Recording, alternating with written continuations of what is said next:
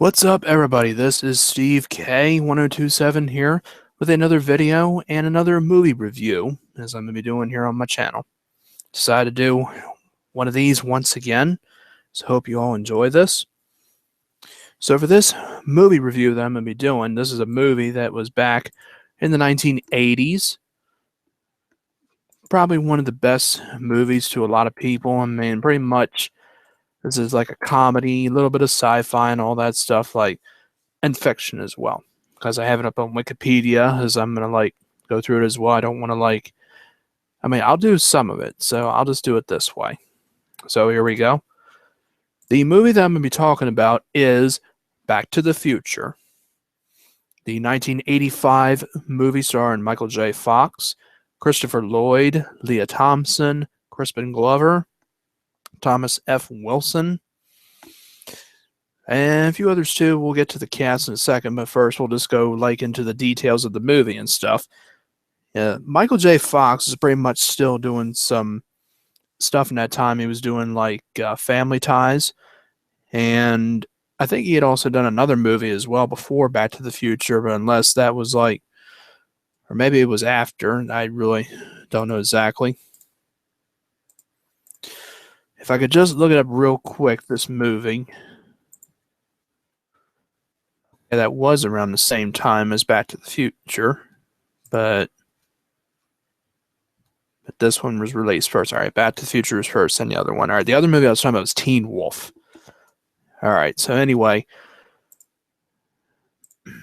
so for the movie, here we go with the review of it and stuff, how it is or how it starts and stuff.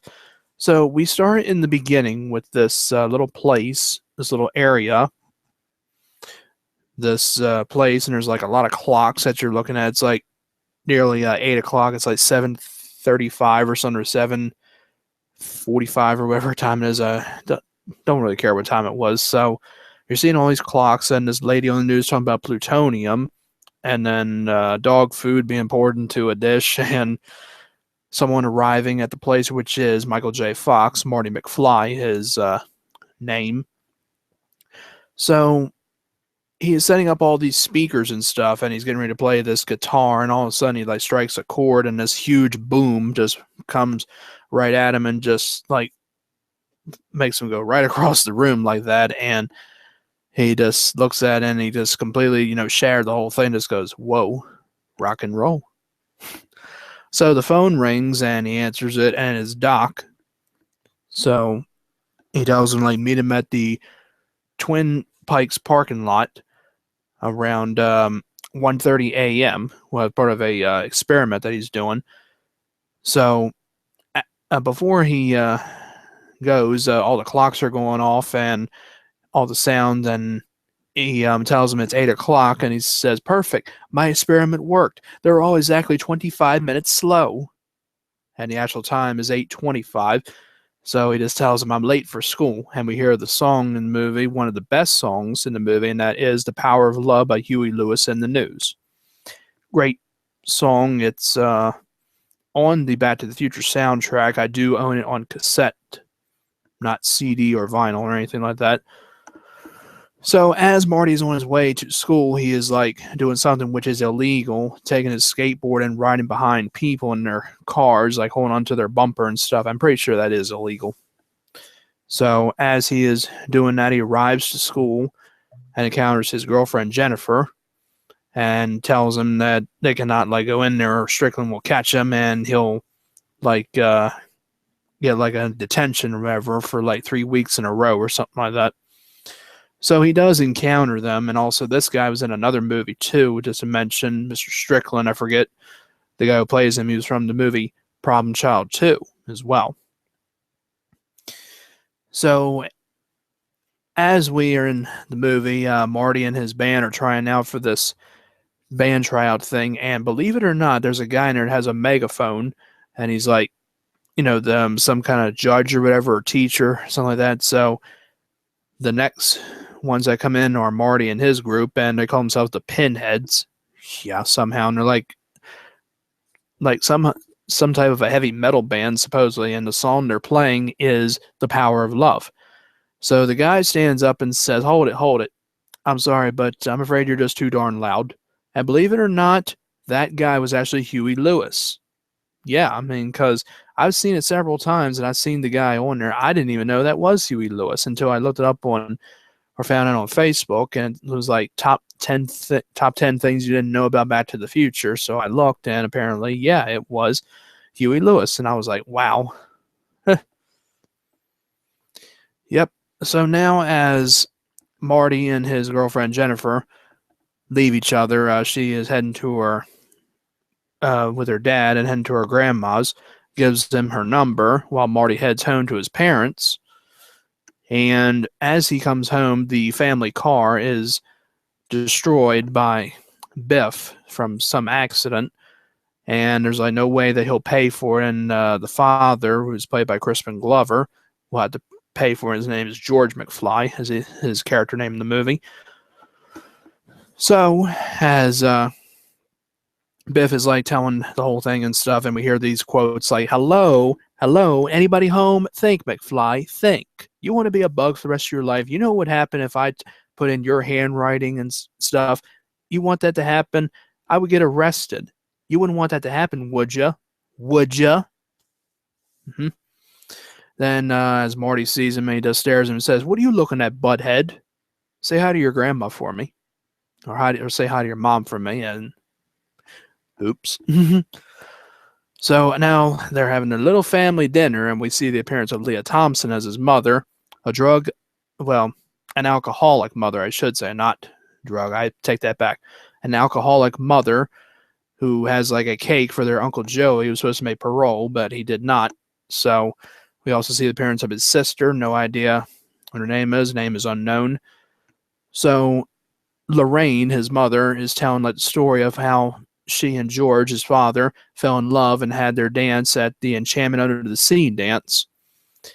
And it was like back in 1955, as he says. Now, as Marty has fallen asleep, it's like 12:30 time.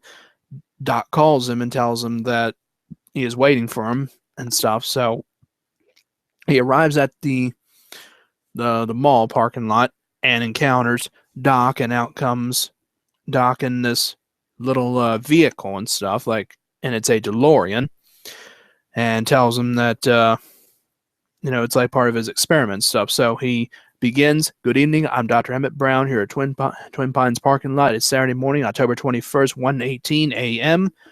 and all that stuff." So he puts his dog Einstein into the time machine, or the vehicle, and that's when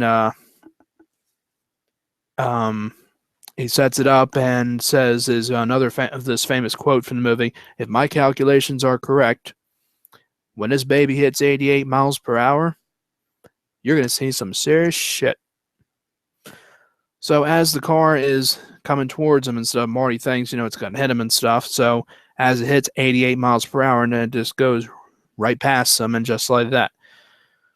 He thinks that he just disintegrated Einstein, but he didn't. He just sent him to some kind of destination somewhere.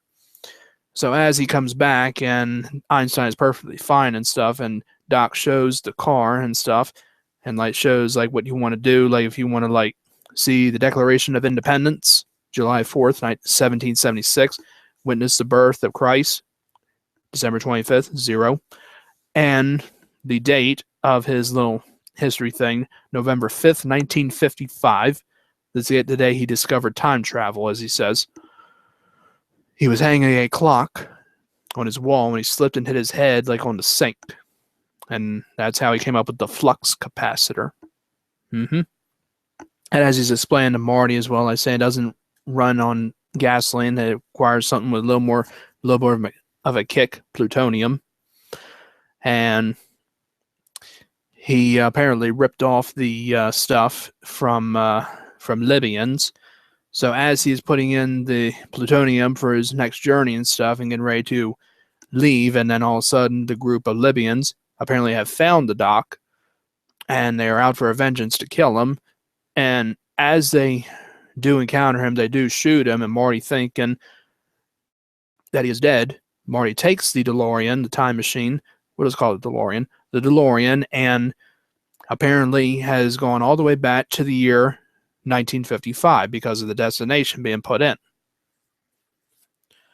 So Marty arrives in 1955 in this place, which is like a barn, and these people come out there and encounter him, and he thinks, he's still like in the same place, the same area, and doesn't know exactly what happened. So, as the man, supposedly Old Man Peabody is who it is, because Doc was explaining him, talking about, building pine trees and stuff. So as Marty is able to leave and stuff, he runs over one of his pine trees. Yeah. And he's like, "You space bastard, you killed our pine." So he thinks that it's just a dream and stuff. But as he arrives to where his home is, where it says Lyon Estate, it is not nowhere to be seen because it's not built yet. It just has the logo, but the houses are nowhere to be seen. So, as Marty is encountering a lot of people and stuff, they are, 1950s clothes and 1950s cars. He arrives at Hill Valley, the place, like, where he usually hangs out, and there's music playing like Mr. Sandman, "Bring Me a Dream, Make Her Coop Elections like Peaches and Cream." Yep. And like signs for Davy Crockett and stuff, all 1950s related stuff. Nothing like I Love Lucy or anything, or any other game shows like What's My Line or I've Got a Secret, anything like that. Just all that kind of stuff. And like them little places you would go to, like this little place, which is like an ice cream parlor place or whatever, kind of like that kind of place. And you have like, he sees a paper and realizes it's 1955 and thinks that's still a dream. So as he arrives in like the coffee shop or whatever place you want to call it, I can't remember the name. It was like a cafe place, like Bill, whatever the guy's name is, something like that. So as he arrives and he attempts to call Doc, and there's no answer, and then he encounters his young father and Biff as well. I almost said Bill. So as they're at the place and they say it's like same things, if what happened if I handed my report or my test or whatever in your handwriting, I could get suspended or expelled or whatever. You wouldn't want that to happen, would you? Would you? Mm-hmm. Same thing. What are you looking at, butthead? So he realizes that it's George McFly because he says McFly, and that is, his dad. So as he finds out about it, then there's another guy who is talking to him, and he's like saying, "You think I'm going to spend the rest of my life in this slop house? Watch it, Goldie," as the man says, and that was Goldie Wilson, who was the mayor of Hill Valley in the 80s. And Marty's like saying, "That's right, he's going to be mayor."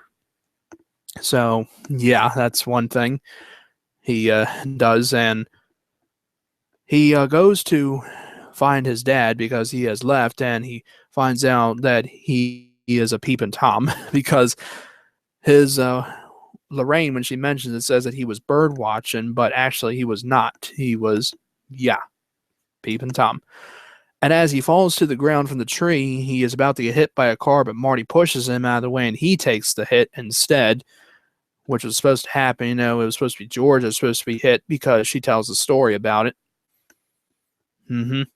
So Marty is unconscious and taken into the house and wakes up, and Lorraine, who is in the bedroom with him, encounters him and falls in love with him and meets her family and all that, and winds up leaving because of his mom being in love with him, and finds the Doc. And Doc said that the only way that he can be sent back to the future of 1985, because of the gigawatts that Doc said when he said 1.21 gigawatts, and apparently, he made a mistake or whatever or something like that, and says that the only way that he can be sent back with the power of plutonium, something like that, is a bolt of lightning. And luckily from 1985, Marty finds out from the lady about Save the Clock Tower that it was struck by lightning in 1955 on November 12th, 1955, supposedly. So Marty is stuck in 1955 until they get everything set for when the storm happens, and they can get sent back to the future just like that. So now, as Marty shows a picture of his brother and sister and himself to Doc because he wanted to see it, and as he does, his brother's head is gone, and Doc says it is erased from existence because his mother is now in love with him instead of his father. So, yeah. So now Marty is now at school to try and get the school to get his mother and his father, to fall in love with each other. But his mother is still in love with her, and as she has a little encounter with Biff, that's when Marty stands up for her, but to no avail anyhow. But they almost start a fight, and that's when he says his phrase, "Why don't you make like a tree and get out of here?" Now, as he is back to George again, he tells him that she wants to go to the dance with him, but he says that he can't go because he'll miss his favorite program, supposedly. So he comes to George's bedroom and plays a very loud song by Van Halen, because it says on the cassette tape Van Halen, and he introduces himself and says, "My name is Darth Vader. I am a interstellar something from the planet Vulcan." Yeah. Yeah, there are some funny scenes and stuff. I mean, it is comedy and sci-fi as well, and fiction as well. No drama, really, or horror, just comedy mostly. So the next day at the coffee place, the cafe place, we'll just call it the cafe. So at the cafe, Lorraine is there with her friends having like a shake or whatever, or some kind of ice cream thing, whatever it is. So as George about to introduce himself, he's like, "I'm your destiny," or something he's trying to say, but he winds up messing up something he tried to say. So he introduces himself, but here comes Biff and his gang, and he told George never to come in here, but Marty sees him and encounters with a chase with them outside, where Marty takes a skateboard from a kid as they're riding these little things these wood things, and winds up making a skateboard, because skateboards, I don't think, came around to the 70s or 80s some year. So as they're chasing Marty, and this is another funny scene, as they're in the streets, and Marty sees a big truck coming up, so he puts the skateboard under the car and climbs into the car and goes over them, gets back on the skateboard, and the four of them, Biff and his gang, not paying attention, quickly turn their heads and see the truck and go, "Shit!" And as he's trying to turn around, but he really should have put the brakes on, but he's a butthead, so he just tries to turn it around, but the car is just skidding out of control and crashes into the truck and comes right down on him, looking like dirt, supposedly. But as Goldie Wilson, the man, comes over and he looks at it, and there's a sign on it and it says manure, and goes, "Whoo," which is horse poop. It is so funny. I mean, because that's one of my favorite scenes in the movie when that happens. And I remember watching it on one of the movie channels, TNT, and I recorded it because I really want to see that, because it's a funny scene. I have that on VHS, as a matter of fact, but actually they cut out the word shit, because when you air it on television stations like TBS, TNT, or USA, whatever, and they have to cut out the language, sometimes they don't really cut out ass or anything sometimes, but if it's usually ass or damn, they might keep it in, but shit, I don't think they do. Or the F-U-C-K, where they don't really say that much either. But when that happened on TNT, they just turn around and go, "Ah!" But they're saying shit, because when they go shh like that, because how can you get like that? But it's hilarious. And Biff just says, "I'm going to get that son of a bitch." So now, as Marty is at Doc's place, Doc is watching the video that Marty has from 1985 of Doc doing his commentary, and when the Libyans are about to attack him, and Marty is trying to tell Doc about the incident occurring, so it would not happen, but he doesn't want to know about the things in the future. Doesn't want to have disastrous effects or whatever. So now or results, or whatever, disastrous results. So Doc is now demonstrating the thing for Marty of what they're gonna do, like how to get, like the lightning will strike the clock tower, and as Marty gets it up to 88 miles per hour, then it'll strike the thing and it will send him back to the future. Now, as this is continuing, Lorraine arrives and says that she wants to go to the dance with Marty, but Marty says, about going with George, but she wants to go with Marty instead. So now, as he is back with George again doing laundry, he tells George about a little thing they're gonna do. Like, he is gonna arrive in a car with Lorraine, and he is going to do something to Lorraine. Like, he's gonna pretend like he's hurting her, supposedly. And George is gonna come there and save the day and stuff, and help her and stuff.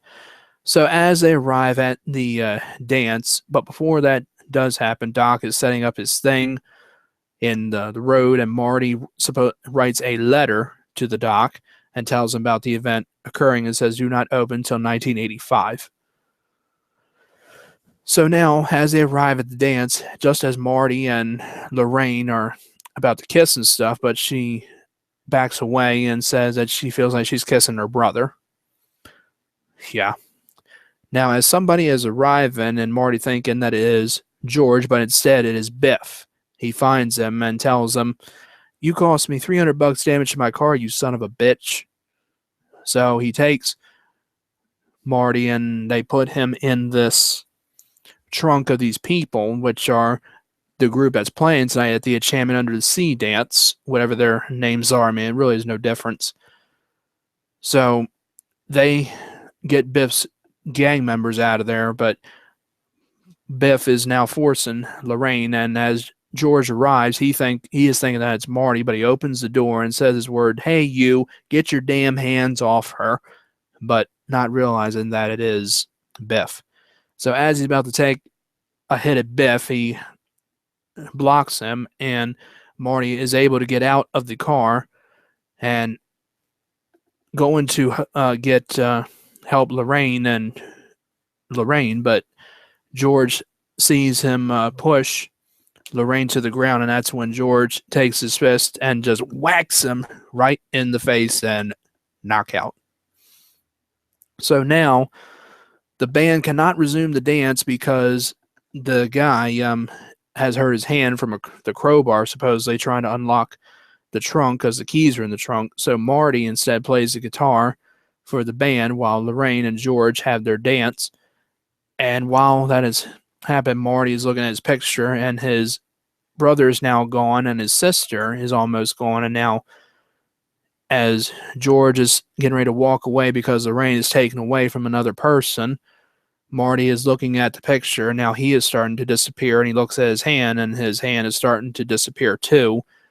So just in the nick of time, George comes over and says to the man, "Excuse me," and pushes him out of the way and kisses Lorraine, and everything is just like that, and everything is back. His brother, himself, and his sister. Yep. So now as that is done, and the song they're playing is Earth Angel. Yeah. So as that is done, now they say to Marty about doing another song, but he doesn't really want to, but he's like, let's do something get the crowd going and stuff. So Marty does a song and says it's like an oldie and stuff. So he plays the song, he starts it, and it's Johnny B. Good by Chuck Berry, which it was around the 50s, but I don't think yet, probably 58 or so, or maybe 60. I don't really know exactly what year it was. So Marty plays the song, and everybody enjoys it in the beginning, and the guy, Marvin Berry is his name, and he calls somebody on the phone and says, Chuck, it's Marvin. Your cousin Marvin Berry, you know that new sound you're looking for? Well, listen to this. And yeah, that's where funny stuff. So anyway, that's when he gets a little bit out of control and stuff, and everybody's just staring at him, and he's like, well, I guess you guys aren't ready for that yet, but your kids are going to love it. So as Marty leaves and encounters Lorraine and George once again, and says goodbye to them, and now arrives to where the doc is. Doc is like, "You're late. Do you not care about certain things or whatever?" He's like, "Hey, come on, I had to change. You think I'm going back in that zoot suit?" So it shows in the picture once again, says that he wiped out Biff, and never done something before in his life. And Doc is like, "Never?" He's like, "No, why?" And he just goes, "Never mind." So he sets the destination, October 21st, 1985. But as Marty's in ready to go, and Doc encounters the letter in his pocket and says to him, like, "What's this?" And he says, "You'll find out in like 30 years, but he knows that it's about the future and stuff, but he refuses like not to listen to it. So he tears up the letter, and Marty is about to tell him about what happens, but a lightning bolt strikes, and the wire for the tower and the clock tower, whatever, comes down. So Doc has to go all the way back up and fix it. So Marty helps him, but he says to Doc that he has to tell him about the future. And just as he's about to tell him on the night he goes back, but the lightning strikes, or the clock goes off and tells him that's like 10 o'clock and he has to hurry up because at like 10:04 p.m. or something like that, whatever time it is, it strikes the tower and stuff, so he's got to hurry. So he goes all the way back to get it up to 88 miles per hour, but unknowingly, well, because of Doc ripping up the letter, he tries to set up to like 1:12 a.m. or something before he gets shot, so he can warn him before it happens. So he's ready to go, but the car stops on him, and now he's not able to get it started. So he has to hurry up. So eventually, he just slams his head down on the steering wheel, and it starts up just like that somehow. So as Doc is still getting this thing set up, and the clock is, coming inch by inch to 10:05 or whatever. I think it was like 10:05 or 10:06, something like that. So it's getting closer and closer, and now as it gets to 88 miles per hour, the Doc slides down on the wire and gets it to connect to the thing back into it. And just as he does, the lightning bolt strikes the clock tower. The electricity comes down from it and hooks it just in time, and it sends Marty back to 1985. Doc, who sees it, is impressed and is overwhelmed with joy and stuff as he dances in the street. So now we're back to 1985, in which Marty has like crashed into the movie theater area and stuff, and a guy that is sitting on the bench sees him just right down there and just looks at him and just says, "Crazy drunk driver." That's a funny scene too. I mean, I don't know who the guy is. I thought he was like somebody from ZZ Top or something just because of the way he looked, but he wasn't. Crazy drunk driver.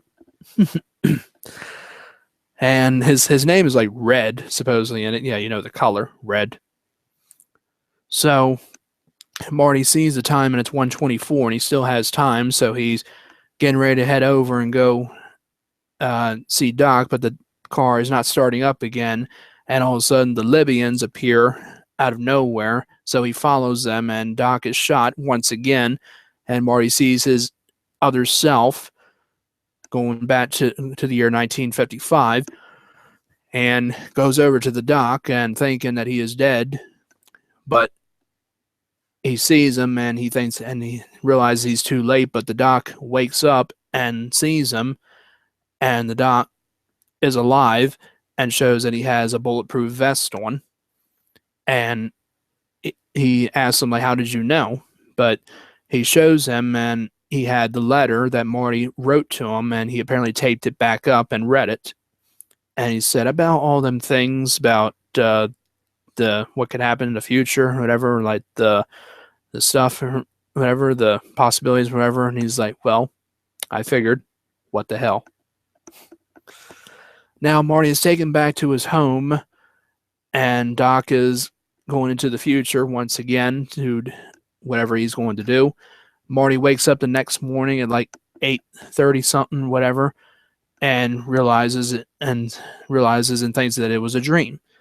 He comes into his living room, and his furniture is completely different than the way it was before in the beginning of the movie, because his mom is an alcoholic, his brother works for Burger King, and his sister is like, oh, like a girl who doesn't really like care for certain things, just doesn't want to do anything or whatever. And his dad is like a salesman or whatever his job is and all that. So his brother in now is like has a suit on and like go and works at an office. His sister like is not really the same but different and stuff. And his mom and dad arrive. Like his mom is like different than before, looks much healthier and different. And his dad is an author of like a book. And Biff is now like their person that like washes their cars and stuff, has like his like Biff's towing service or whatever, like a little tow truck company or whatever, instead of Biff like being a businessman or whatever in the beginning. So they now show Marty. Biff says to Marty, "Here's your keys. You're all set for tonight." And he's like, "Keys?" So he opens up the garage and sees the 4x4 truck that he was eyeing up in the beginning of the film, something he was interested in. So Jennifer arrives, and she's like, "Marty, you haven't seen me in like years or whatever." And he's like, "I haven't." So everything looks like it's back to normal and stuff. And as they're about to share a kiss, the doc arrives in the DeLorean and says, "Marty, you got to come back with me." "Where?" "Back to the future." So he has this new thing on there that is called Mr. Fusion. Is putting like garbage and stuff, like banana peels and stuff, and empty soda cans and stuff. So it tells him to get into the car. So he's like, "Wait, Doc, we can't just go now. I just got here. Jennifer's here. We're going to take the new truck for a spin." He's like, "Well, bring her along. This concerns her too." And he's like, "Well, wait a minute, Doc. What happens to us in the future? We become assholes or something?" Like, no. You and Jennifer both turn out fine. It's your kids, Marty. Something has to be done about your kids. So as they arrive, or they get into the DeLorean, and he's like, "Doc, you better back up. We don't have enough road to get up to 88. And the other quote, "Roads? Where we're going, we don't need roads." And the DeLorean is now flying, and it goes right off into and just leaves, and it says "to be continued." Or in some movies it says the end, or just has the credits rolling, but really it said "to be continued." So that meant there would be another movie. So there you go. I mean, that's pretty much the entire film right there. So directed by Robert Zemeckis, produced by Bob Gale and Neil Canton. It's from July 3rd, 1985 when it was released. It is 116 minutes long. And as for the cast, Claudia Wells as Jennifer Parker, and James Tolkan as Mr. Strickland, the guy that I could not think of. Yep. And Mark McClure as Dave McFly, the brother of Marty, and Wendy Jo Spencer as Linda McFly, which is Marty's sister. Rest in peace, Wendy Jo Sperber, excuse me. Also in the show Bosom Buddies as well, from 80 to 82. Private Benjamin. Yep. So there you go. And now, according to here on Wikipedia, it says Michael J. Fox was the first choice to play Marty McFly, but he was committed to the show Family Ties, like I said, as he was doing that show as well. Family Ties producer Gary David Goldberg felt that Fox was essential to the show's success, with co-star Meredith Baxter on maternity leave. Yeah. Excuse me.